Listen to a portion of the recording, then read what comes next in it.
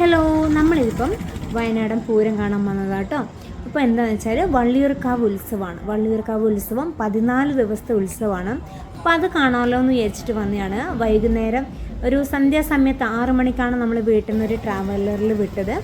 അപ്പോൾ നമ്മളൊരു 9 മണിയൊക്കെ ആയപ്പോഴത്തേക്ക് നമ്മൾ അവിടെ എത്തി കേട്ടോ. നമ്മൾ സന്ധ്യക്കാനെ വിട്ടത് കൊണ്ട് പിന്നെ നമ്മൾ വിചാരിച്ചു ഫുഡൊക്കെ കഴിച്ച് അതിനുശേഷം നമുക്ക് സമാധാനത്തിലായിട്ട് അവിടേക്ക് പോകാം, പ്രോഗ്രാംസ് ഒക്കെ ഉള്ളിടത്ത് പോകാമെന്ന് വിചാരിച്ചു. അതുകൊണ്ട് ആദ്യം ഫുഡ് കഴിച്ചിട്ടാണ് കേട്ടോ ഞങ്ങൾ എന്ത് ചെയ്തത്, കാവിലേക്ക് പോയത്.